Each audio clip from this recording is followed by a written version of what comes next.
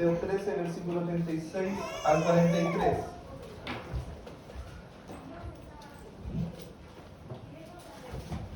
Miren, dice así en el nombre del Señor. Entonces, despedida la gente, entró Jesús en la casa y acercándose a él sus discípulos le dijeron: explícanos la parábola de la cizaña del campo. Respondió él, le dijo: el que siembra la buena semilla es el Hijo del Hombre, el campo es el mundo, la buena semilla son los hijos del reino y las cizañas son los hijos del mal. El enemigo que la sembró es el diablo, la siega es el fin del siglo y los segadores son los ángeles. De manera que como se arranca la cizaña y se quema en fuego, escatológicamente lo que estamos hablando, así será en el fin de este siglo. Enviará el Hijo del Hombre a sus ángeles y recogerá ¿de qué cosa? De su reino a todos los que sirven de tropiezo y a los que hacen iniquidad, y los echará en el horno de fuego. Allí será lloro y crujir de dientes. Entonces los justos resplandecerán como el sol en el reino de su Padre. El que tiene oído para oír, oiga. Y es interesante cómo termina esa frase. El que tiene oído para oír, oiga, puesto que nosotros entendemos que los que hemos sido regenerados, cuando estábamos nosotros muertos en nuestros delitos y pecados, un muerto no tiene la capacidad de ¿qué cosa? De oír. De oír. Por lo tanto, el Señor se refiere aquí, está poniendo en alerta a quiénes, a su iglesia, los que tienen oídos para oír. Oigan esto, le está diciendo el Señor. Entonces, la historia ha experimentado 3 de los 4 partes principales en el argumento de la Biblia: la creación, la caída y la redención. Eso ya está en ese proceso. La última en presentarse es la restauración, que es la restauración del reino de Dios. Jesús enseña mediante esta parábola del trigo y la cizaña que hay una era, un periodo ya de larga duración que interviene entre su primera venida y su segunda venida, cuando vimos la primera venida de Cristo y murió en la cruz, y su segunda venida en el rapto. En ese periodo de tiempo se le denomina, mire, interregno. Para que usted lo entienda, ¿qué es eso, interregno? Es un periodo de tiempo transitorio. Por ejemplo, cuando muere un rey y tiene que ser coronado otro rey que asuma ese reinado, y van a elegir qué rey va a gobernar, ¿ya? Ese periodo de tiempo entre la muerte del primer rey y el nuevo rey, hay un periodo transitorio, ¿cierto? Ese es el periodo que estamos nosotros viviendo. Perfecto. Ese periodo es el periodo de siembra de la palabra de Dios, que es lo que estamos nosotros haciendo hoy día, sembrando la palabra de Dios. Y estamos en ese periodo. Bien lo explica bien, los hijos malos son los seguidores de Satanás. No puede haber neutralidad, es decir, aquí lo que está diciendo hay hijos malos y hijos buenos, ¿ya? Entonces, mire, la historia ha sido testigo de múltiples tipos de gobierno. Eso nosotros lo sabemos, existen distintos tipos de gobierno, incluso los que vienen de otros países saben cómo era su gobierno. Algunos vienen de una dictadura, a otros vienen de un gobierno popular, otros de un gobierno democrático, etc. Existen distintos tipos de gobiernos, pero por lo general vemos 4 o 3 tipos de gobierno. Uno es la monarquía, una monarquía constitucional. Por otro lado vemos una monarquía absoluta. Por otro lado vemos un gobierno por fuerza militar, otro gobierno por una república democrática. Ahí tenemos como los 4 tipos. Y miren, lo que quiero observar lo que quiero decir es lo siguiente: frente a esta realidad de estos distintos tipos de gobierno, ¿qué tipo de gobierno creen ustedes que es el gobierno del reino de Dios? ¿Será un gobierno democrático? ¿Un gobierno que a través de una fuerza militar? ¿O una monarquía absoluta? ¿O una monarquía constitucional? ¿Cómo creen que ustedes que es el gobierno de Dios? ¿Qué tipo? Una monarquía absoluta, ¿cierto? Porque la monarquía absoluta, lo que dice el rey, se hace. Cuando el rey dice, muera, esa persona muere. Por lo tanto, el reino de Dios es una monarquía absoluta. Y aquí viene el detalle de qué es lo que es una monarquía. Miren, en una monarquía, las virtudes del honor y la lealtad son sumamente importantes. Quienes son leales al rey, ¿cierto? Y quienes no son leales al rey. Esas son las disputas que hay en este reino, los que son leales al rey y los que no son leales a su rey. No existe una monarquía donde estos elementos sean más vitales que en el reino de Dios. Es decir, ¿usted es leal al Señor o no es leal a su Señor?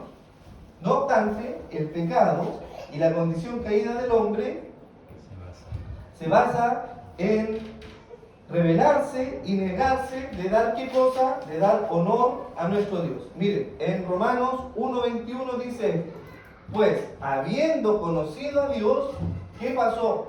No le glorificaron como a Dios, ni le dieron gracia, sino que se envanecieron en sus propios razonamientos y en su necio corazón, el cual fue entenebrecido. Entonces el hombre natural, por naturaleza, no reconoce a Dios como su Señor. No lo reconoce. Somos propensos a ser desleales al Rey de Reyes y Señor de Señores. Estamos propensos a deshonrar a nuestro Rey y rebelarnos a nuestro Rey y su palabra. Pareciera que el Evangelio se ha vuelto una democracia donde mi voz cuenta, hermano.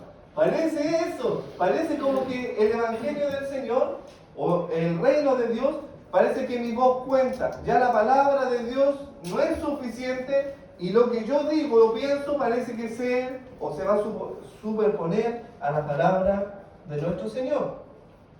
El tema central de toda la Escritura, hermano, es el reino de Dios. El tema central desde Génesis al Apocalipsis es el reino de Dios. El pueblo de Israel esperaba a su rey. Jesús murió clavado en la cruz con el letrero, como lo vimos anteriormente, como rey de los judíos. Sin embargo, debemos tener mucho cuidado en cómo entendemos el reino de Dios y cómo entendemos la venida de Dios. La Escritura nos enseña por las palabras de Cristo lo siguiente. Mire, vamos a San Juan capítulo 18, versículo 36. San Juan capítulo 18, versículo 36. Por eso es que es complejo entenderlo. Ahora vamos a ver por qué es difícil entender el tema del reino de Dios. ¿Qué dice aquí? Respondió Jesús, mi reino no es de este mundo. Si mi reino fuera de este mundo, mis servidores pelearían para que yo no fuera entregado a los judíos, pero mi reino, ¿qué pasa? No es de aquí. Entonces entendemos nosotros inmediatamente que el reino de Dios no es de aquí. ¿Se fijan? Porque lo está diciendo la Escritura. No hay una conexión entre el reino de Dios y el mundo, es lo que está diciendo este versículo.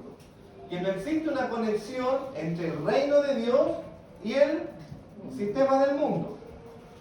Así como existe una distinción entre el espíritu y la carne, así también existe una distinción entre el mundo y el reino de Dios.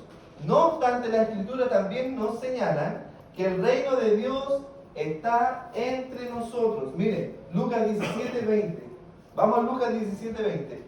Por eso es que se pone complejo. El Señor dice que mi reino no es de este mundo, pero miren lo que va a decir aquí. Lucas 17:20. Preguntando por los fariseos, ¿cierto? ¿Cuándo había de venir, qué cosa? El reino de Dios. Le respondió y dijo. ¿Quién le respondió y le dijo? ¿Quién dijo esto?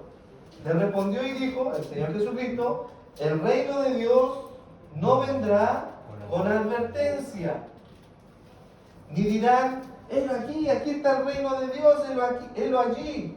Porque aquí el reino de Dios está entre vosotros. Entre vosotros. Perfecto. El reino de Dios está aquí porque el rey está aquí, está diciendo. Es decir, ¿quién es el rey? Dios, Jesucristo en ese momento. Por eso que le dice, el reino de los cielos, de Dios está aquí, está entre vosotros, porque yo soy el rey, le dice el Señor, en ese momento.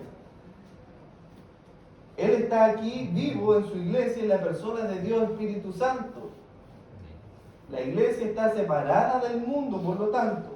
Mire, San Juan 17, estábamos en Lucas 17, ahora vamos a San Juan 17, 14. Mire, San Juan 17, 14 dice, Padre, yo le he dado tu palabra, el mundo los aborreció. Porque, ¿qué cosa? No son del mundo, como tampoco yo soy del mundo. No ruego que los quites del mundo, sino que los guardes del mal.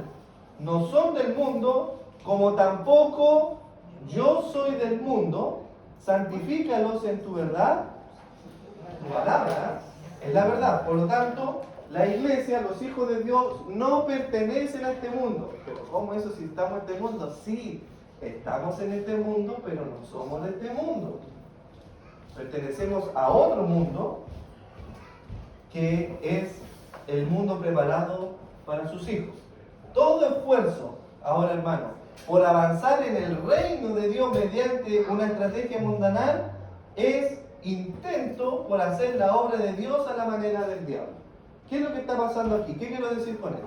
Resulta que muchas iglesias entienden y cantan: somos hijos del rey, Jesús es nuestro rey, nosotros somos sus hijos, y nuestro rey viene, o Cristo reina, ¿cierto?, sentado en su trono, etc. Hay muchas alabanzas.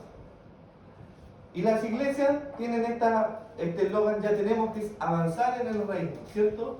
Venga a depositar su ofrenda para que avancemos en el reino de Dios. Pero la manera de que ellos avanzan en el reino de Dios es mediante estrategias mundanas. Tenemos que, hacer que los jóvenes, para que permanezcan en la iglesia, hagámosle algo entretenido, actividades para jóvenes. Porque si no le hacemos esas actividades para los jóvenes se van a ir, se van a aburrir de estudiar la palabra de Dios, porque estudiar la palabra de Dios es fome. Los jóvenes quieren escuchar música, batería, luces, saltar, ¿cierto? Tener actividades para jóvenes. Todas esas estrategias mundanales que lo hace el mundo para atraer a sus jóvenes son una obra del diablo intentando mezclar el trigo con la cizaña para evitar el sufrimiento, para evitar el rechazo, para evitar la hostilidad y el menosprecio, para evitar precisamente la cruz. Porque cuando tú te ves expuesto a la palabra de Dios, el Señor no te dice a la luz de su palabra: uy, que te amo tal cual eres, eres tan lindo, yo te amo tal cual eres, no importa lo que hagas porque yo te sigo amando. Eso es una mentira. Porque si el Señor nos amara tal cual somos, en vano vino el Señor Jesucristo a morir, por si el Señor ya nos ama. Entonces el Señor sí nos ama a pesar de lo que somos, pero el Señor no nos ama en nuestra condición, por algo nos dio su palabra, para que nosotros vivamos por su palabra y nos santifiquemos por medio de su palabra.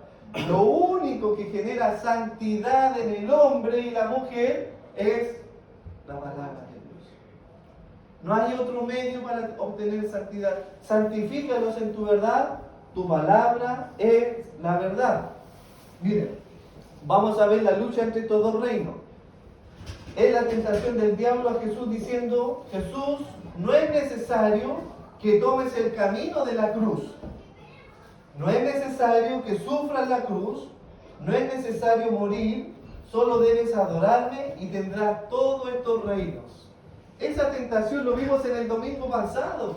Cómo Satanás tentó a Jesús, ¿cierto? Y esa misma tentación se replica en nosotros. Te dice Satanás al diablo: mira, no es necesario tanto obedecer la palabra de Dios. No es necesario hacer morir tu carne. No, si tú igual puedes vivir los deleites de este mundo. Tú igual puedes estar en el mundo y hacer las cosas que hacen en el mundo, si no es tan necesario eso. Es la misma tentación del Satanás al diablo. Dice En Lucas 4, 5 al 7 dice, y le llevó el diablo a un alto monte y le mostró en un momento todos los reinos de la tierra. Hermano, todos los reinos de la tierra. ¿Quién se lo mostró? Satanás, el diablo. Y le dijo el diablo, a ti te daré toda potestad, todos los reinos de esta tierra y la gloria de ellos, porque a mí me han sido entregados. Mire, ¿quién tiene en la tierra ahora los gobiernos? Satanás, el diablo, porque dice Satanás, el diablo, a mí me fue entregado. Pero le dice a Jesucristo, yo te lo puedo dar a ti. Te lo doy a ti, Jesucristo. No es necesario que vayas a la cruz para que restaures tu reino, para que gobiernes mundialmente. Tu reino, el reino de Dios, no es necesario que tú vayas a la cruz porque adórame a mí, dice Satanás, el diablo, y yo te voy a dar todos estos reinos. Miren la tentación, estamos hablando del reino de Dios. Porque a mí me ha sido entregada y a quien quiero la doy. Si tú postrando me adoras, todo será tuyo. ¿Se fijan que hay dos tipos de reino? El reino que le ha sido dado, entregado a Satanás, el diablo, y el reino de Dios con sus hijos, con los hijos de Dios. Y también fue la tentación de Pedro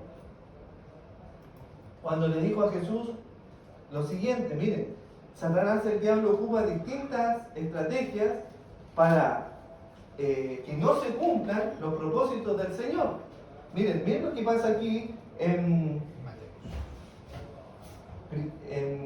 San Mateo 16, 13 y 18, miren, diciendo, ¿quién dice los hombres que es el Hijo del Hombre? Ellos dijeron, unos, Juan el Bautista, otros, Elías, y otros Jeremías, o alguno de los profetas.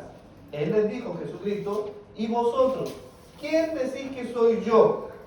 Respondió Simón Pedro, dijo, tú eres el Cristo, el Hijo del Dios viviente. Entonces le respondió Jesús, bienaventurado eres, Simón, hijo de Jonás, porque no te lo reveló carne ni sangre, sino mi Padre que está en los cielos. Y yo también te digo que tú eres Pedro, ¿y qué cosa? Y sobre esta roca,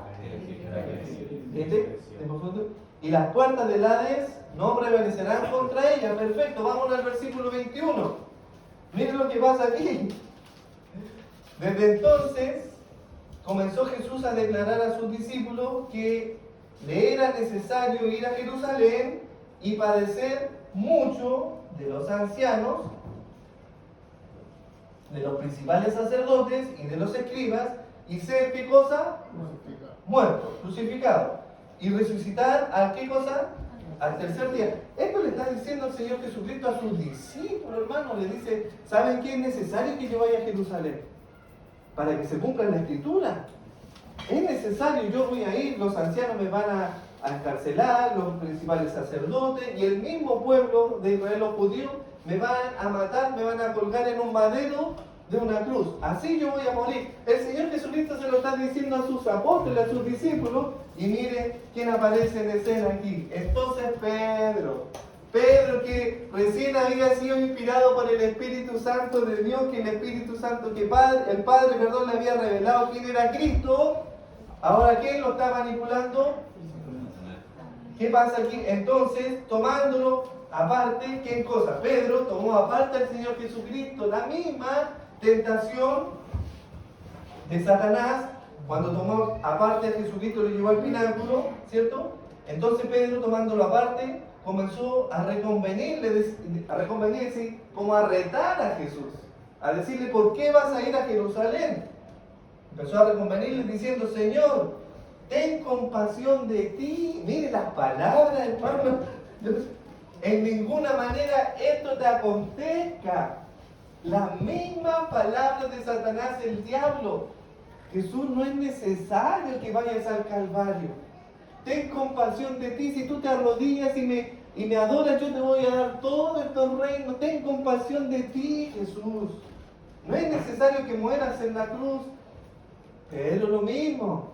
Jesús, ten compasión de ti. No es necesario que vayas a Jerusalén. ¿Qué le dice el Señor Jesucristo?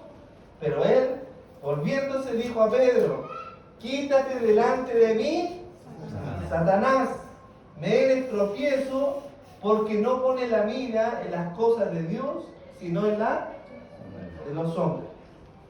Los cristianos han estado tratando de usar el mundo, las tinieblas y la carne para ayudar de alguna manera a que Jesucristo edifique su iglesia. Vimos en el estudio pasado cómo de alguna manera se busca adulterar o hacer sintética la semilla para que sea mejor recepcionada por la tierra. ¿Se acuerdan que vimos que la parábola del sembrador, ¿cierto? Que vimos que la semilla, que era la palabra de Dios, era recibida por 4 tipos de tierra, ¿cierto? 4 tipos de tierra. Pero ¿qué es lo que pasa? Hoy día que esa semilla que se está plantando, que es la palabra del Señor, la están adulterando. No le hablemos tan fuerte al joven. No le digamos que tener relaciones antes del matrimonio es adulterio. No le digamos eso. Si, ¿quién no lo hace en el mundo? Todos los jóvenes se emparejan en el mundo y viven sus relaciones antes del matrimonio. Hay que probar primero. Tiene que probar para ver si va a funcionar su matrimonio. Ese es el pensamiento triste de muchas iglesias, hermano. No importa. A ver, el que esté libre de pecado que lance la primera piedra. No hay que decir nada. Hermano, pero si la palabra dice claramente que los adúlteros y los fornicarios no heredarán, ¿qué cosa? No erréis, dice la palabra de Dios. Ni los idólatras, ni los avaros, ni los maledicientes, ni los homosexuales, ninguno de ellos tiene parte con el reino de Dios.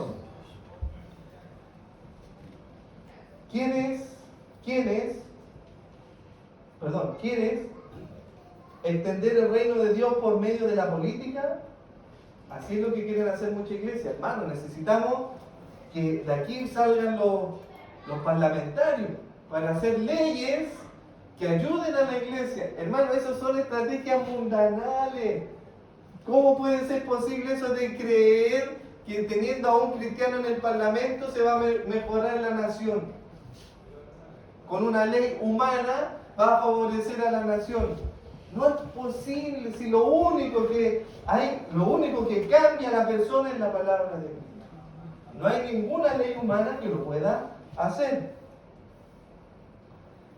Por otro lado, una estrategia mundana es evitar la confrontación del evangelio. Debemos aceptar al pecador tal cual como es. Para eso se añade una manipulación emocional. La sociedad no quiere oír que eres un pecador y vas por el camino hacia el infierno. Eso no lo quiere oír la sociedad. La sociedad solamente quiere oír un evangelio fácil y neutro. Quieren la corona, pero no sin la cruz.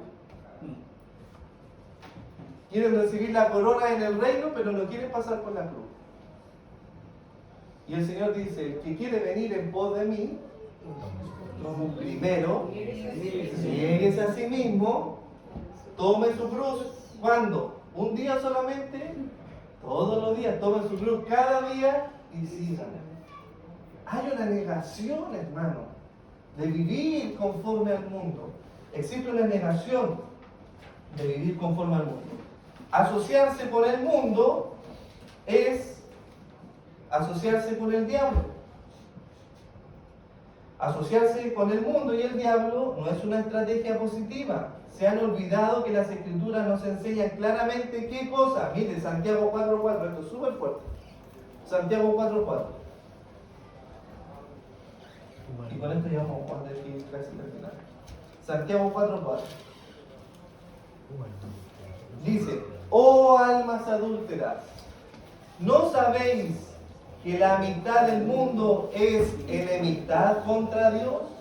Cualquiera, es decir, hermano, cualquiera, desde la parte de arriba hasta los de abajo, cualquiera, pues, que quiera ser amigo del mundo, coquetearle al mundo, simpatizar con el mundo, hacer las cosas que el mundo hace, vivir bajo la moda que el mundo impone, cualquiera que quiera ser amigo del mundo, ¿qué es lo que sucede?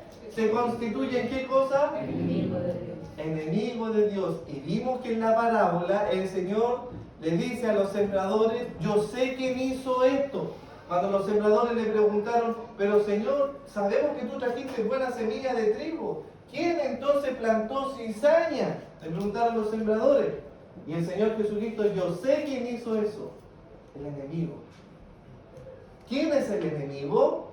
Todo aquel que quiera ser amigo del mundo, todo aquel que quiera tener una amistad con el mundo, que dice ser cristiano, se constituye en enemigo de Dios.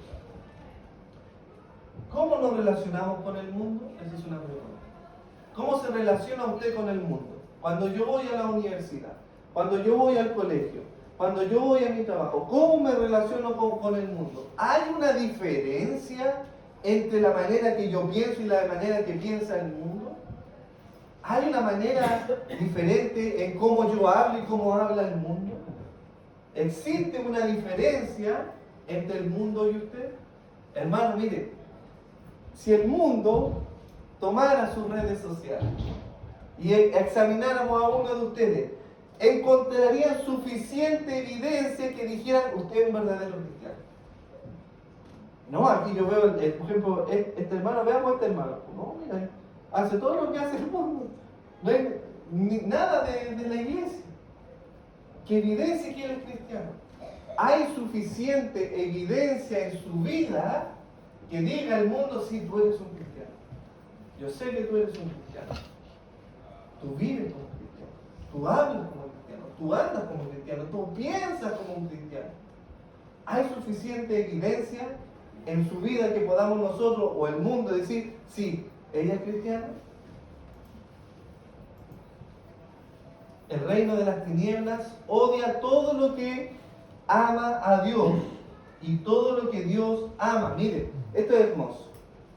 Satanás, el diablo, odia a todo aquel que ama a Dios y también odia todo lo que Dios ama. ¿Se entiende, cierto? El reino del diablo ha cambiado la verdad de Dios por la mentira, detiene la verdad con la injusticia. Vemos en todo esto que existen dos reinos, uno el de Dios, otro el de Satanás, el diablo, uno marcado por la verdad, otro por la mentira, uno gobernado por Cristo, otro por el anticristo. Existen dos lados, el trigo y la cizaña, y en el lado correcto no están los que aman el mundo. Déjenme decir, en el lado correcto no están los que aman el mundo. Porque sabéis esto, Efesios 5:5, que ningún fornicario, o inmundo, o avaro, o idólatra, tiene herencia en el reino de Cristo, en el reino de Dios. Y añade, en el versículo 6 al 7, nadie os engañe con palabras vanas, diciendo un falso evangelio con palabras vanas. No, si hermano, aquí todos vamos a entrar al reino de Dios. ¿Tú crees? ¿Se acuerdan que lo vimos? Sí, tú tienes que decir, confieso con mi boca que Jesucristo es mi Señor. Repite esas palabras. Si yo, Juan, yo, Perico Los Palotes, confieso que Jesucristo es mi Señor. Perfecto. Ya eres salvo porque lo confesaste con tu boca. Así muchas religiones hacen creer a sus oyentes que son salvos simplemente por repetir esa oración de decir, sí, creo en Jesús. Pero lo vimos también tiempo atrás, que los demonios también creen en Jesús. Amén. Ay, lo vimos, pero yo voy a la iglesia. Los demonios también van a la iglesia. Cuando estaban en la sinagoga, vimos, ¿cierto?, que había un endemoniado que estaba en la sinagoga y ve al Señor Jesucristo entrar y le dice, ¿qué tienes con nosotros? Yo sé quién eres. Mire, Satanás, el diablo, sabe quién es Jesús. Le dice el diablo, yo sé quién eres. Tú eres el Hijo de Dios. Por lo tanto, la pregunta viene ahora inmediatamente. ¿Qué diferencia, cierto, hay entre tú y el diablo? ¿Tú crees? El diablo cree. ¿Tú vienes a la iglesia? El diablo viene a la iglesia. ¿Qué diferencia entonces hay entre tú y el diablo? No puede participar en los dos reinos, estar con un pie en el reino de Dios y con el otro pie en el reino de Satanás y el diablo. No puedes participar, o eres trigo o eres cizaña. ¿De qué lado estás? Es lo que el apóstol Pablo advierte a la iglesia de Colosa y a los que están en la Odisea respecto a mezclar el reino de Dios con el reino del diablo. Y con este versículo terminamos. Colosenses 2:4 dice: y esto, Colosenses 2, versículo 4, lo digo para que nadie os engañe con palabras persuasivas. El engaño viene por medio de palabras. ¿Usted sabe cuáles son las palabras persuasivas? Te va a ir bien. Deposita aquí en el reino de Dios y vaya a prosperar económicamente. Palabras persuasivas. Que nadie se engañe por medio de palabras persuasivas. Por tanto, de la manera que habéis recibido al Señor Jesucristo, anda en Él, arraigados y sobreedificados en Él y confirmados en la fe, así como habéis sido enseñados, abundando en acciones de gracia. Esa es la manera que viven los verdaderos hijos de Dios. Son personas agradecidas con todo lo que tienen. Tienen esto y viven agradecidos por lo que tienen. Y viven agradecidos también por lo que no tienen. Mirad que nadie os engañe, en la advertencia de Pablo a la iglesia, ¿por medio de qué? De filosofías y de huecas sutilezas, según las tradiciones de los hombres, conformes a los rudimentos del mundo, y no según Cristo. Ese es el engaño que viene a la iglesia. De que la iglesia haga cosas como las hace el mundo. ¿Saben? El otro día vi un pastor, me fueron a visitar una iglesia y él hizo un en vivo que él contaba aquí que era una iglesia. Y yo no sabía si estaba en un pub o estaba en una iglesia, hermano. ¿Sabes que era humo? Había humo y luces de colores, así, y todo oscuro. Y se veía así todo oscuro, saltando, todo. Yo no sabía si estaba en la congregación de los santos o en cualquier pavo discoteca del mundo. Eso es lo que se refiere Pablo aquí. No podemos traer los rudimentos del mundo a la iglesia. No podemos traer los rudimentos del mundo a la iglesia. Nosotros tenemos que vivir según quién. Lo dice aquí, según Cristo. ¿Cómo anduvo Cristo? Por eso que ese versículo confronta. El que dice ser cristiano debe andar como él anduvo, en integridad, en santidad, en la verdad, en la piedad, en la justicia, en la pureza. Si usted no va a andar conforme a Cristo y quiere andar conforme al mundo, déjeme decirle que usted no es trigo, sino es cizaña. Vamos a terminar aquí y pretendemos el próximo domingo seguir con el estudio del reino de Dios. Te invito a que oremos al Señor.